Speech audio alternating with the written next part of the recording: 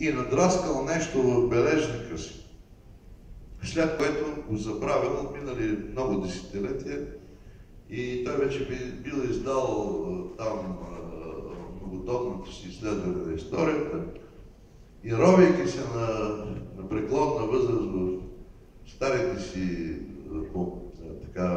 ръкописи, изведнъж изпаднало едно листче и това било също това листче, на което той си бил водил бележки като съвсем млад по пътя от Цариград за Белград, в Париж и оттам за Кале и така за Лондон. И на това листче всъщност била написана цялата схема на всички следващи негови книги, почти дословно. Това е едно така.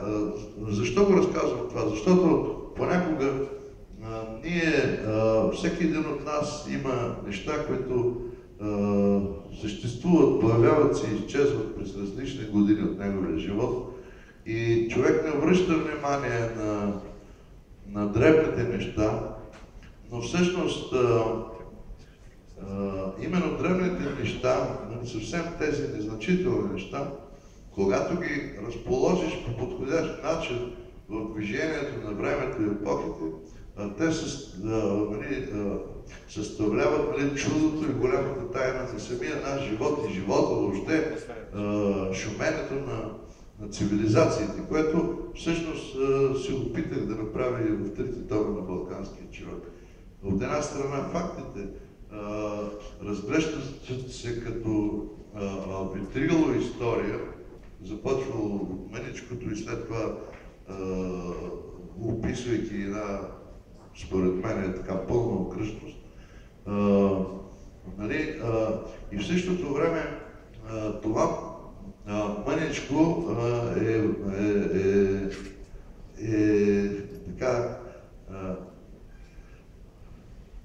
е в усите, натрупвайки го едно след друго, да се усети не самия факт, че са живели хората, не само този факт, а просто да се почувства самото шум, така лекия,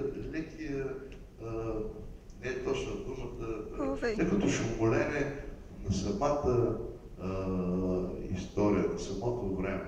Това всъщност е при внимателно четене на тези три тома. Това беше и дълбоката цел. По същия, и за това всъщност аз помолих Стефан да прочете няколко стихотворения,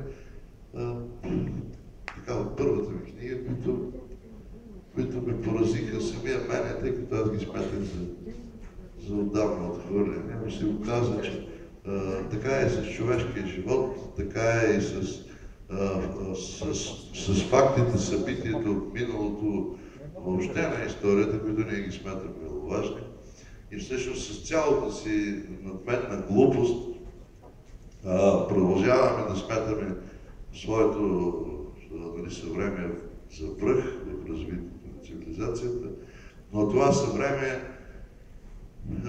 човекът наистина е вече дълбоко нещастен по-своему, тъй като от една страна западният човек е човек само на разума, който, както казва Хелдер, не ражда нищо разумно,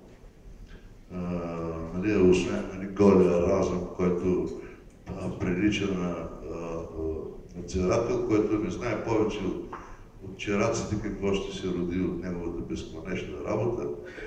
Докато човекът на изтока е човека, който е човека на съдбата, на палещия огън на съдбата, в който огън дълбоко наделява вече човешкия разум.